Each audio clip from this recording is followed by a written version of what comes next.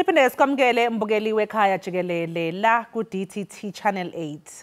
Njengamanje abesifazane kuleli beqhubeka nokubeka iningizimu Afrika ebalazweni lomhlaba. Sikhuluma nje iqembu lebhola labesifazane ibanyana banyana belibamba iqhaza emqhudelwaneni wendebe yomhlaba yeFIFA yabesifazane kanti neqembu lebhola lomnqakiswano iProteas belisingethe imidlalo yendebe yomhlaba eKapa.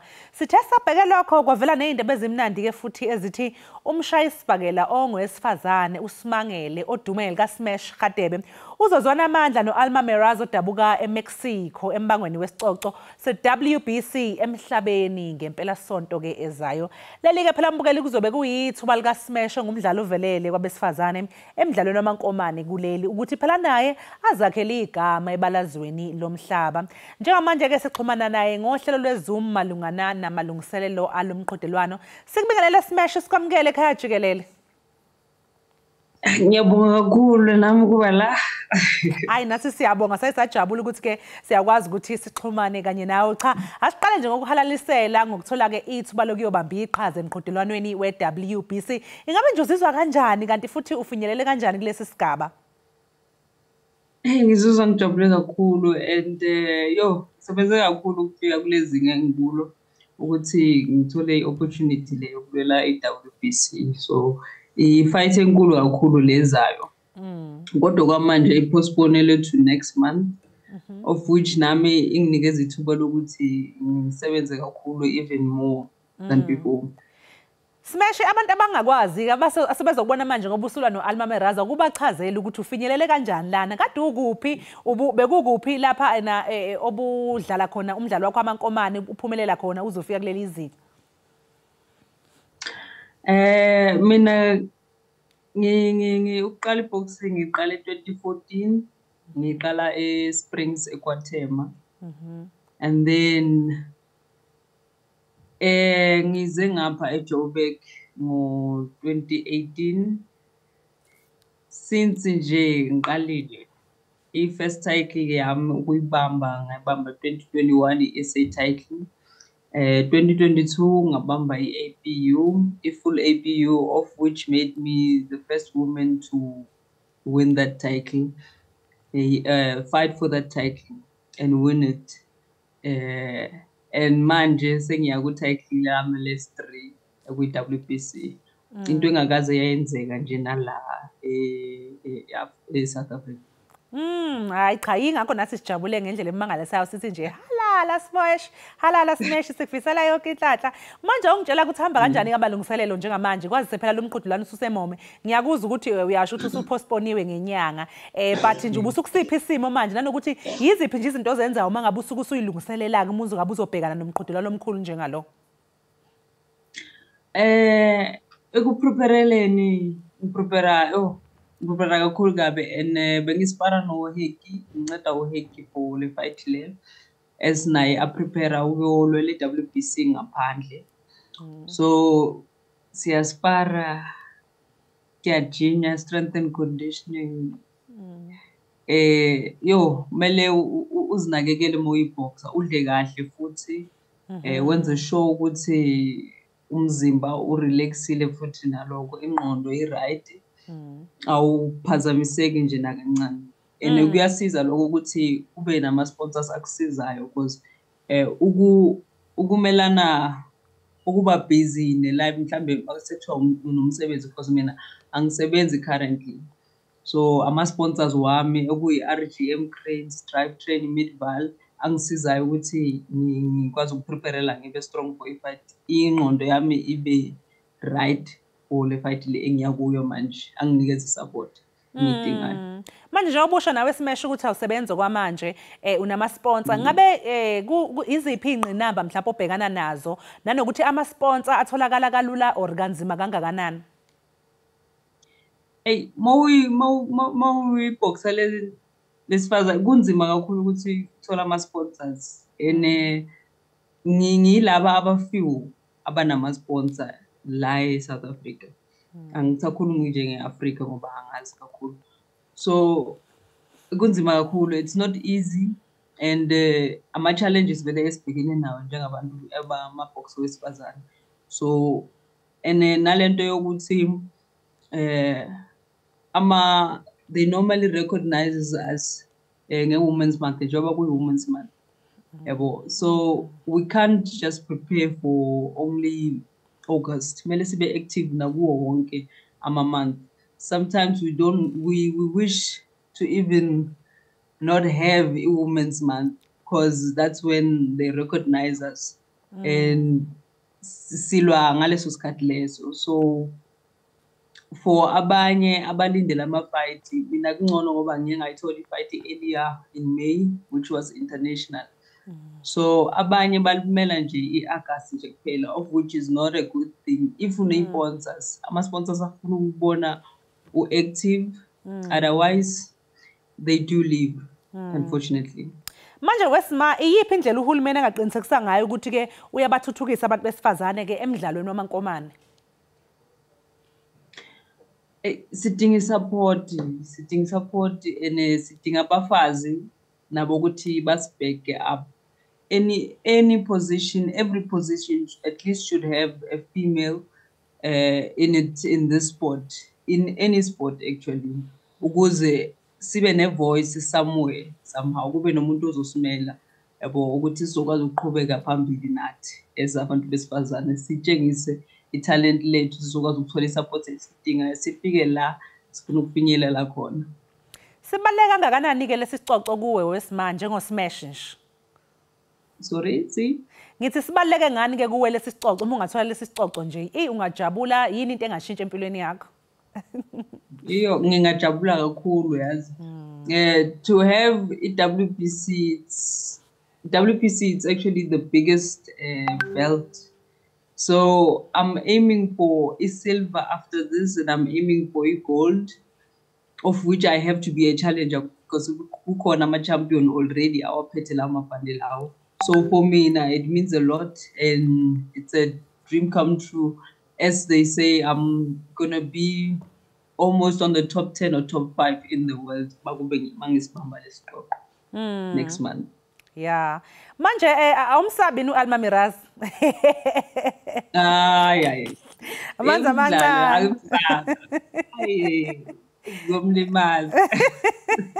Manje nani niyayenza ilento engiye ngiyibona yenziwa abesilisa ukuthi mase nifike lapha senibhekene senibukana kanje ubuso nobuso senidelelana. Yeah, siyabukana baze baphushana abanye kodwa hayi uma eqalile yena uzayithola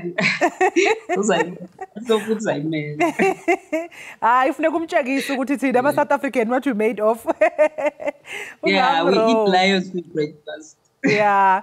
Manje ke sesiphetha nje weSmash uzobanjelwa kuphi ke lo mdlalo nanokuthi nje ethimbeni lakho leli onalo obani abakwesekayo uqinisekisa phela ukuthi awubuyi ke nenduku yombangandlala.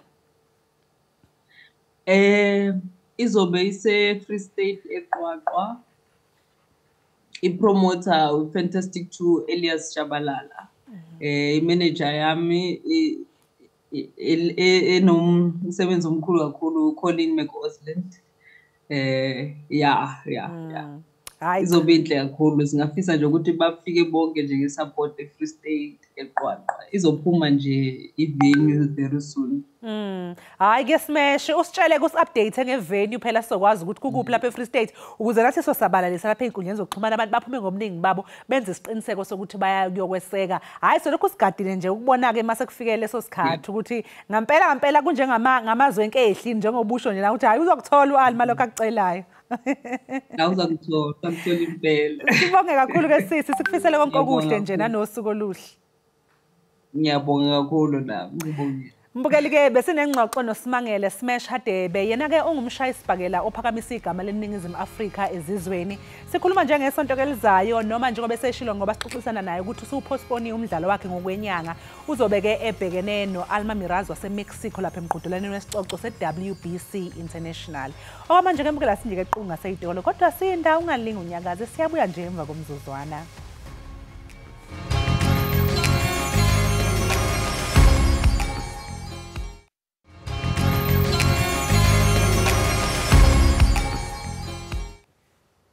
Enkosi ngokuhlala nathi nisasibukele apha ekhaya jikelele kwinkqubo ndaba yakho uDTT.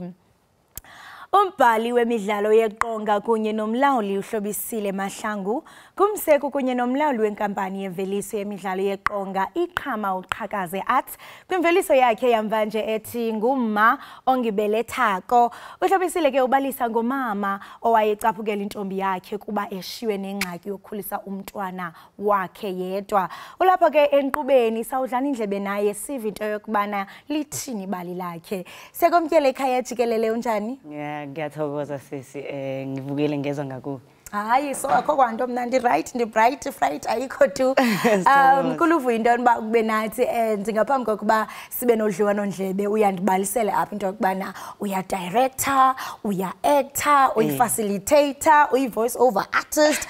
You are everything. Ngaphambi kokuba singene kumsebenzi wakho owenzayo ngiyahalela ukwazi into yokubana uqale njani nini, because I mean directing, it's a male dominated industry. Sivame ukubona kakhulu abantu abangotata kodwa waqonda ba unotshe nami ndilinina ndiyangena. I-journey yakho iye kanjani ukufikelela kwenqanaba kulo? Ngasho ukuthi ungena kweze art ngithome ngimncane khulu ngina 11 kune community arts center lapho besikhulele khona ibizwa ngokuthi TKO, ukuthi lapho bes actor sicula sigida senza konke lokho.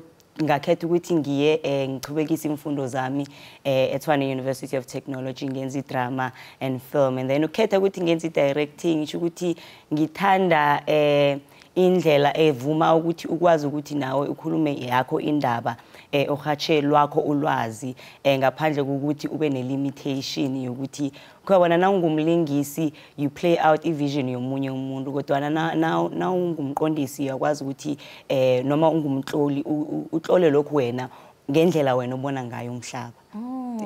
So ndethanda lento etho into kubana xa ngumlingisi it's like uphila iphupha lomnye umuntu kanti wena behind lilo elophupha lakho, so you get to do both. And ndiyafuna ungena kwi recent play yakho yamvanje apho ubalisa khona about single mothers nangendlela mhlawumbe abakhulisa abantwana bebodwa kungekho tata. Ungathi mhlawumbe inkuthazo iye yavelaphi? Was it your own experience or indlela okhule ngayo? What was the inspiration? Into engayitsho ukuthi eSouth Africa siyabona khulu sekuba nayi njwayelo ukuthi abomma bakhulise abantwana babodwa, okuyinkinga kakhulu ngomba umma ugcina seka negandelelo begodu aba ne frustration yokuthi akhulise umntwana ngapha kosela abereke enze konke yedwa, ekubeni bengakafanele bonyana kube njalo. Kunesizathu sokuthi umntwana abe nobaba noma ukuze babambisane. Lapho sigcina sithola abomma bakhipha itukuthelo yabo ebantwaneni eyenza bonyana abantwana bagcine bangabi nethabo kikho konke abakwenzako nasemhlabeni nje, bagcina bavela baba abantu abangenye indlela ngebanga lokuthi bakhule ekhayeni engathi mhlambe alina balance. Uchaphazela into ebalekile into yokubana apha eMzantsi Afrika zithe qolo ukuxhaphaka i-families apho uzofumanisa into yokubana kukho umama yedwa utata akekho, and njengoba usisho into yokubana loo nto leyo it's becoming a norm to a point where even namantombi asakhulayo i-aspiration yabo kukuba no anangxaki into yokubana ndibe yi-single mother. It's like there is a lack of i-aspirations okuba umntu abe nefamily atshate nayo yonke loo nto leyo. Ndiyahalela ukwazi because xa sijonga imiboniso inendima enkulu edlalayo kuthi siluluntu xa sibukele sijonga indlela esireflectwa ngayo nangendlela mhlambe esizawuthi siresonate ngayo xa siwujongile umboniso. Ungathi mhlambe kuwe njengombhali yintoni eye yakuchukumisa waqonda into yokubana mandibhale nge-single mothers, and I mean why was it important for you? Yintoni message ofuna ukuyiportray? Khulu bengifuna ukuthi abantu besilisa bakwazi, abantu bebhaji bakwazi ukubona isikhala esikhona nokuthi bayahlogeka bonyana baziveze nabo, nokuthi abangakabi nabantwana bakwazi ukuthi benze bakhethe ukuthi babe khona ngoba babone ukuthi isikhala esikhona siyadingeka ukuthi basekele abomma nabantwana babo. Uthi ukuthi khulu bengingafuni ukuthi kucalwe khulu uma kodwana ukuthi ubaba abone isikhala sakhe ekufanele ukuthi asidlale emndenini. usathetha ngalonto ndiyafuna ke ngokubhala unguma owangibelethako. I mean writing that play ndiyaqiniseka into yokubana njengombhali before ube kanti uyabhala funeke uresearche, funeke ube kanti uzifaka ezihlangwini ze-single mother, uzive nawe njengobubhala into yokubana lento endiyibhalayo ngendlela endiyibhala ngayo ndifuna nobukeleyo ayive le message endifuna ukuyiportraya.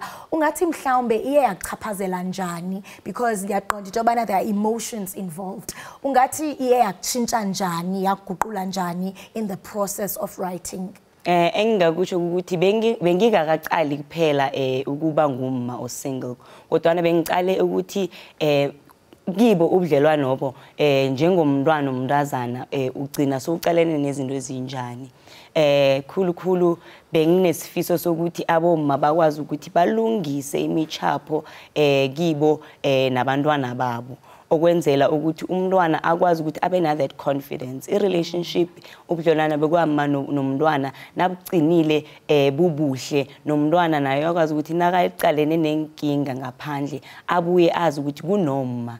Sho ukuthi bengenzela ukuthi umma noma ngabe aqalene nama-challenges aqalana nabo ukuba yi-single mother, kodwana a-check ukuthi naye those frustrations ne-trauma leyo akwazi ukuthi aberegele ukuthi ayilungise ukuze ubudlelwane bakhe phakathi kwakhe nendodakazi yakhe bube buhle ukuthi nendodakazi ibe na that confidence.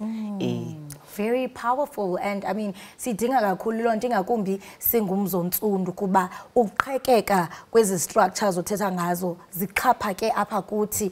So ngoku ndifuna ukungena kwiplay yakho ezayo ngoSeptember, Imalukazana Ruth. Khasibalesela ngayo le play, and how far are you with the production, and abantu into nje abangayilindela? Okay, Imalukazana Ruth is based on the story of Ruth in the Bible.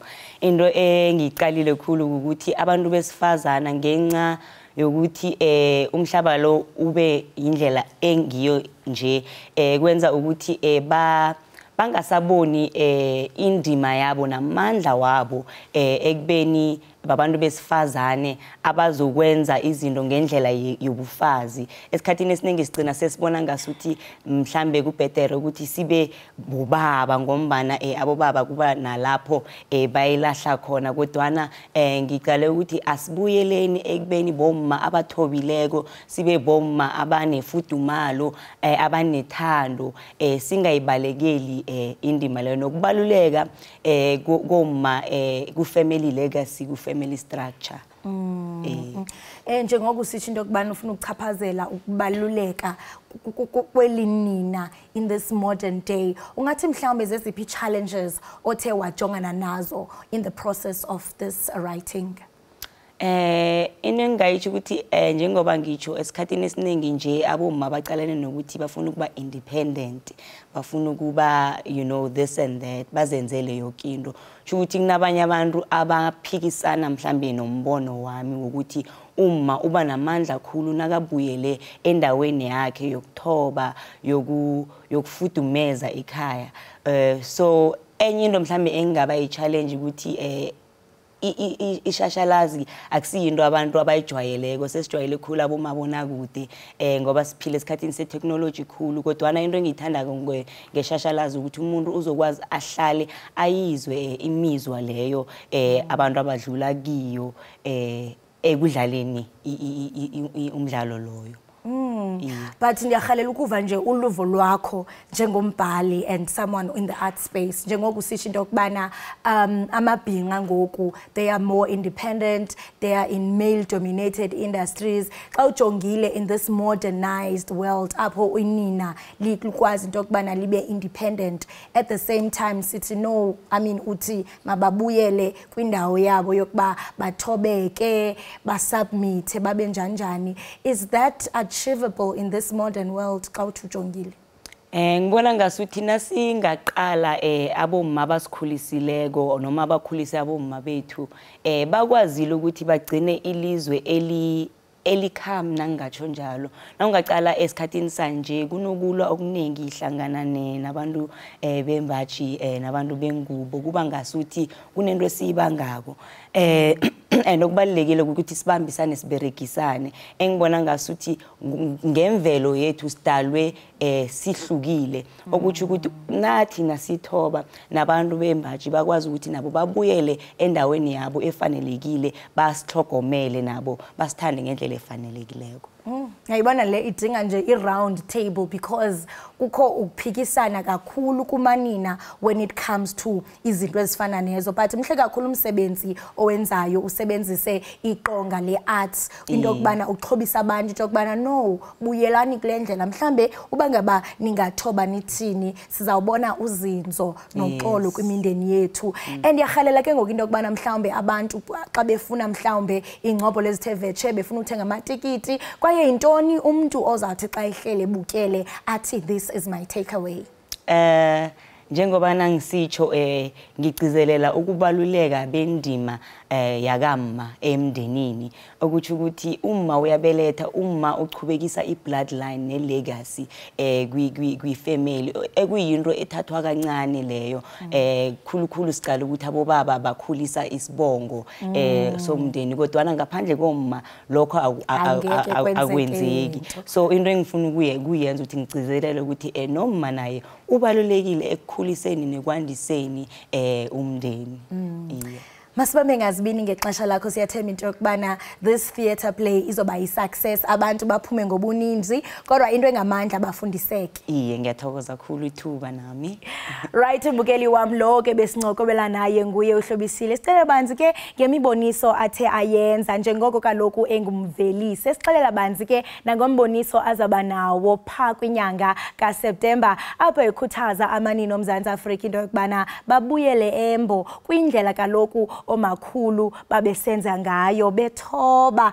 Kanti ke ngokumbukeli ngaphambi kokuba uphume eqiniseka into yokubana uyarhabula kuqikelelo lwemozulu. Khawuvapha.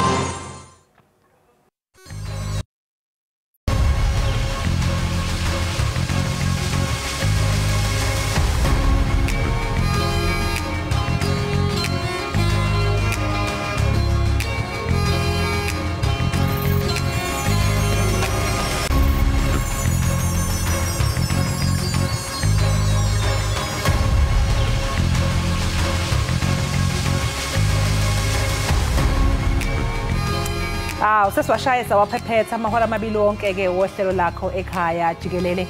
Ayigijima idla magalane ke le moto.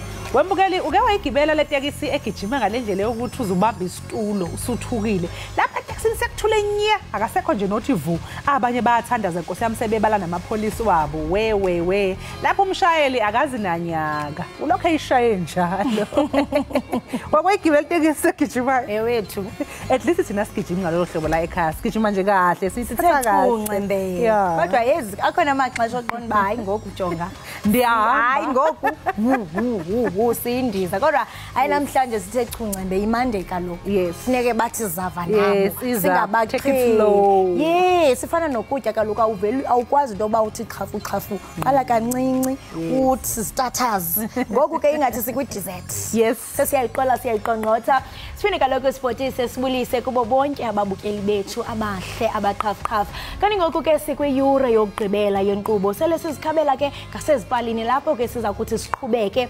siniphakela ezitshisa bhe eziquka ezopolitiko ezemidlalo dibala ntoni na masingaphasi maseko sinqale ngqapho kufela ithole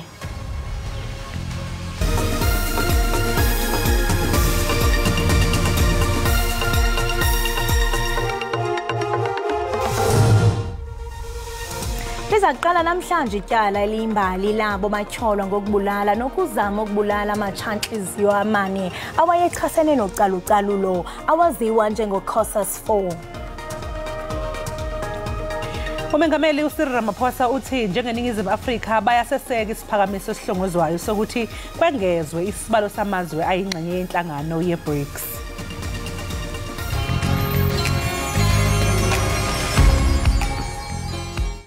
Ndiboleke niwotshi ndikhangela amaxesha okuza ekhaya Jikelele only on DTT Monday to Friday 6 to 9 ningaphuthele.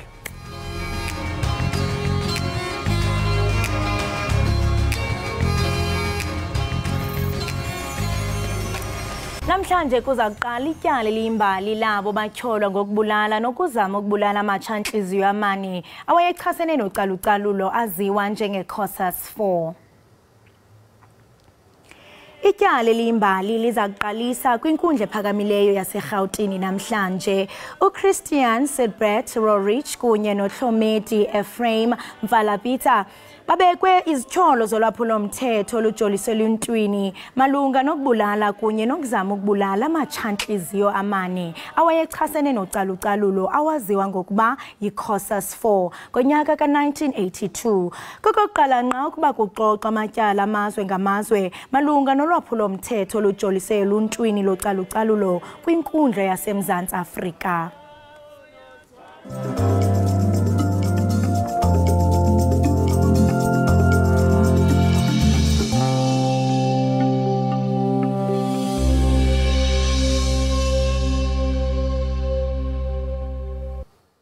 Umengameli uCyril Ramaphosa uthi iNingizimu Afrika iyakweseka ukuthi sandiswe isibalo samazwe ayingxenye yenhlangano i-BRICS ngenhloso yokuqinisekisa ukuthi kumeleleka zonke izifunda zamazwe emhlabeni.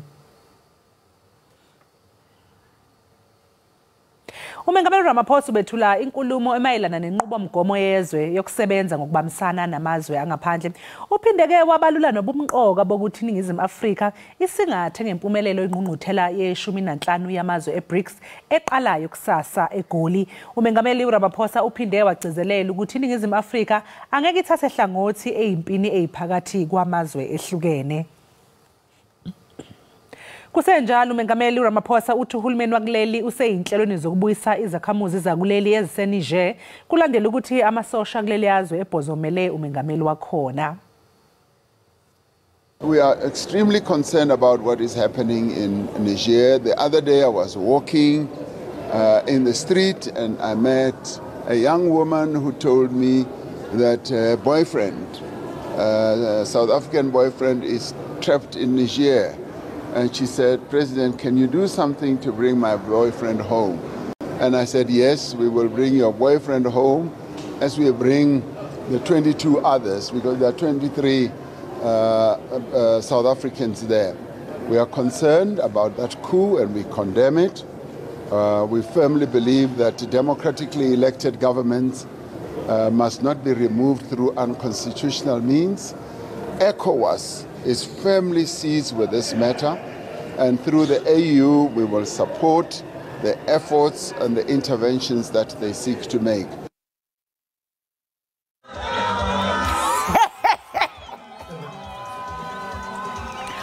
Umbutho olawulayo waseZimbabwe ZANU-PF kunye nombutho phambili ophikisayo i-Citizens Coalition for Change babambe indibano phambi konyulo jikelele lwaseZimbabwe ngoLwesithathu. Oyena mongameli u-Emmerson Mnangagwa efuna isihlandlo sesibini nesokugqibela seminyaka emihlanu e-ofisini yenkokheli ye-Citizens Coalition for Change uNelson Chamisa. Ziyakhula izimemelelo zokuba abasemagunyeni eGauteng bathatha amanyathelo angqongqo kakwidaba eliqhubayo labombi mgodini abangekho mthethweni kwintshona Randi. Oku emva kokuba bahlali kwindawo yamatyotyombe eJerusalema bebalekele kwisikhululo samapolisa eFlorida besoyikela ubomi babo ukulandela udubulwano phakathi kozamazama ngokuhlwa kwangoLwesithathu. Esisiganeko samvanje kukholeleka ukuba siqale emva kokuba ozamazama bakwindawo yogobityholo ezama impilo bebaleke amagosa omthetho bayokungquzulana nogxa babo eJerusalema. Abasemagunyeni bathi aba basezama impilo bebezama ukuxhuzula imikhala kwisiqubu sozamazama saseJerusalema. Ukanti kule veki ephelileyo abasemagunyeni badilize intwenke yamatyotyombe ekukholeleka ukuba ngawabombi mgodini abangekho mthethweni. We are currently at the Florida police station. We've got families that are displaced at the Jerusalem. They are running away from the Zamazama. So we're here now at the Florida police station. As you can see, they're all here. All here. They are all here. So there's going to be some operations tonight, and people are running away from the areas where they are staying in. Ubuncikane ngabasetyhini abangama-40 kuquka nabantwana abashiye indawo yabo yamatyotyombe eJerusalema babalekela kwisikhululo samapolisa eFlorida ngethuba ozamazama ebebexhobe beme ngamazinyo beqhumisa irhuluwa betshintshiselana ngembumbulu. Umengameli uCyril Ramaphosa uvumile ukuthi uhulumeni wenqubo yentando yabantu kuleli udonsa kanzima ukumelana nezingqinamba ezikhungethe lelizwe. Lokhu ukusho ngesikhathi gujwa iminyaka engama-40 kwasungulwa inhlangano i-United Democratic Front eGoli izolo.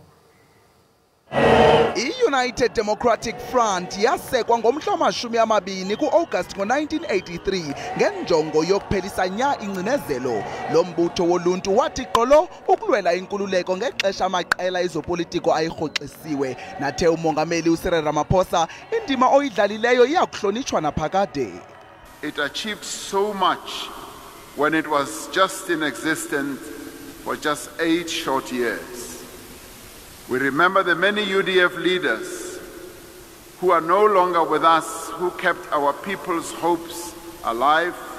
Umongameli Ramaphosa uthe noba inkululeko ize nenzuzo kodwa kusafuneka kufezekiswe izidingo nangakumbi. Even as we know that we still have much further to go, we should not diminish what has been achieved. As government, we have expressed our determination to leave no one behind, which is in keeping with the spirit of the great United Democratic Front. Ukanti nanjengoko eli liza kuqhiba iminyaka engama-30 laxhamla inkululeko owayesaya kuba inkokheli ye-UDF uPopo Molefe umemelele ukuba uluntu lweli luphume mpompozone ukuya kubhalisela uvoto. Woleke ngenkxalabo yokusilela kokugqithiswa kwenkonzo nokurhuqa phantsi koxanduva kwezopolitiko esithi oko akuboneli ntweni imigudu eyenziwa ngamaqhawe enkululeko. This is clearly dishonoring Nelson Mandela, Walter Sisulu, Oliver Tambo, Lillian Ngoyi, Chris Hani, Ruth Mompati, Albertina Sisulu, and many more. Kusenjalo amaqala e-UDF eMitchells Plain eKapa ahlangane eRockland Civic Center apho yasekwa khona i-UDF ukubhiyozela ukugqiba iminyaka engama-40 yasekwayo kuhlonitshwa namalungu aswelekayo. Amanye wamatshantliziyo enkululeko athe abo babecinezelwa basaqhubeka ukujamelana nemingeni yeenkqubo zanamhla kungoko kuhlatywe ikhwelo elingxamisekileyo lwamanyathelo enguqu. Ukanti i-UDF iza kubamba omnye umsitho werali yasentshona koloni ngomhla wama-23 kule nyanga. Ngaphambi kokuba uphume embukeli omhle oqhafuqhafu qiniseka into yokubana uyarhabula uyafinca kuqikelelo lwemozulu.